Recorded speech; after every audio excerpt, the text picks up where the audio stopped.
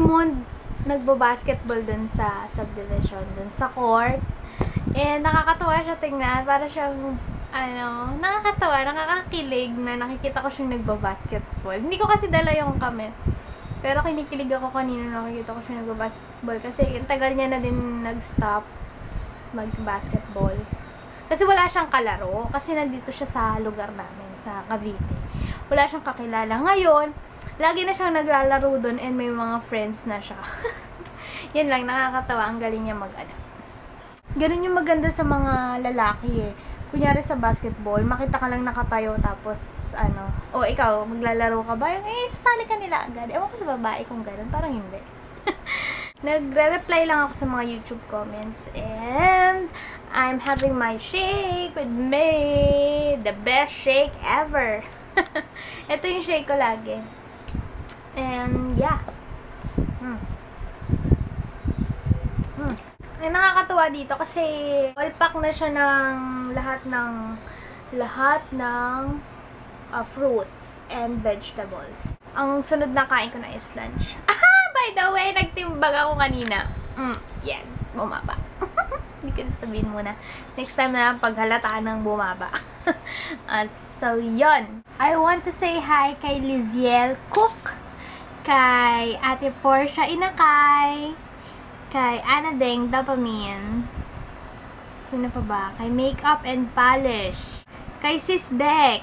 Hi Sis Dek. Si It's Jen. Si Miss Jen from It's Jen's Housewife Life. And kay Sis Aizen. Kay Sis Jaja. So, yon. Random shout out for you guys. May nag-comment sabi, natutuwa daw siya sa akin kasi ang tapang ko daw para sabihin ko yung about sa personal life ko. Oo nga naman. Lately kasi parang napapansin ko na sinasabi ko sa inyo yung about sa akin, yung mga hindi ko nasasabi noon sa mga vlogs ko. Ngayon nasasabi ko. Kasi okay na. Ang akin kasi, ayokong sabihin yung isang bagay nang hindi pa ayos. Kumbaga dun sa PCOS ko, yung nung may sakit ako, ayoko sabihin sa inyo na may sakit ako kasi ayokong kaawaan nyo ko. Yung parang ganon. Ang sa akin, mas gusto kong i-share yung bagay na nalampasan ko na kaysa dun sa pinagdadaanan ko. Yun sa akin. Ganun ako. Yun, parang mas okay yun eh. Yung parang na-overcome mo yung mga ganong bagay kaysa dun sa parang down na down ka. Parang ganun. Kakatapos ko lang mag-upload ng isa. Actually, for today yun yung Koracha din. May natapos akong vlog. Actually, dalawa yun na natapos ko ngayon. So, yung natapos ko ngayon is tomorrow na lang yun. And malapit na ulit ako maging updated kasi konti lang yun talaga yung mga vina-vlog ko. Kakain na ako, late na 12:30. So, kakain na muna ako. Ito yung aking Mystic-inspired chorba. Na-post ko na sa aming group page. And yeah, hope you like it, guys! First time ko yun. Diba, alam nyo naman ako, simple lang ako lagi. Kasi tamad talaga ako. And ayun, nakakatuwa yung collab na ganito. Kasi napupush kang gumawa ng mag-isip. In short, na ako nag-iisip. So, yun. I'm so thankful with my girls. Tingnan nyo, sobrang bilis talaga ng internet namin. Hindi siya 1 MB, 3 MB siya sa PLDT. It's 1599. And laging, lang siya, mga 1 hour lang siya nag-upload. Mabilis talaga. And kita mo, may nangyayari. Pinakamataas niya na is 115, ganun. Pero bumababa siya agad, mga 90, ganyan. Mabilis lang yon ha. And kaya nakakailan ako. May time ako magpahinga, may time ako magpaganda. Chos. Gamitin ko lang tong spaghetti sauce. Na-inspired ako kay... Hindi ko alam yung name niya. City? Hindi ko alam. Yung Tagalondon. Pinatch ko siya. And sabi ko, ang sarap ng spaghetti. So, I will init the spaghetti sauce. Pero dito ulam. Hindi ko alam tawag dito sa islang yan. No? Although, tilapia yan. Alam ko. Pero yung lulo niya, hindi ko alam. Paksiw! Yan. Pwede medyo magulo ha, pero iinitin ko tong aking spaghetti. Tagol na to, promise. Pahiyo. Sana okay pa. Pero naka-freezer naman siya. Alam niyo ba, masarap gumawa si mama ng spaghetti. Kaya minsan hindi ko magustuhan yung mga Italian, Italian spaghetti, yung sabi ko yung doon sa Tagaytay. Kasi parang hinahanap ko yung lasa ng kay mama. Gagawin kong ulam, hindi pang pasta. Kailangan sasayawan para masarap. Kain tayo guys! So, ito yung aking rice. Nilagyan ko siya ng konting sauce. Yung sauce doon sa pan ng pinag-initan ko nitong spaghetti sauce. Nilagay ko doon para medyo may kulay. And next, I have here this fish. Hindi ko alam kung anong fish to eh. Alam, pero matigas siya. Parang ang kapal ng kanyang tinik. Ay, bones. Ay, ano ba yan? Kakabubo naman. We're also watching FHHM. Nakita ko dyan ang kikay ko nung kasali siya. Ang galing-galing niya nga sumagot eh. Maya-maya pala yung isda. Yan.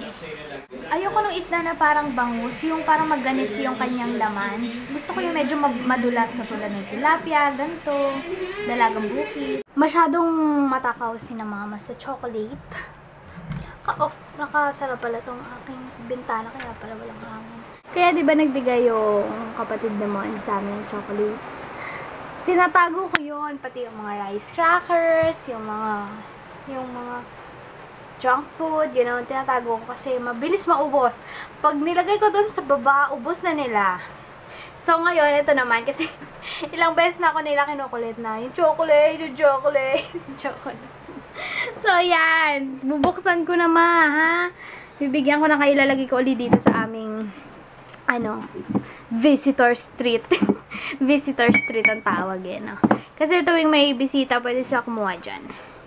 Pero ang kumukuha ay ang aking parents. Hindi naman ako mahilig sa chocolate. Mahilig ako pag white.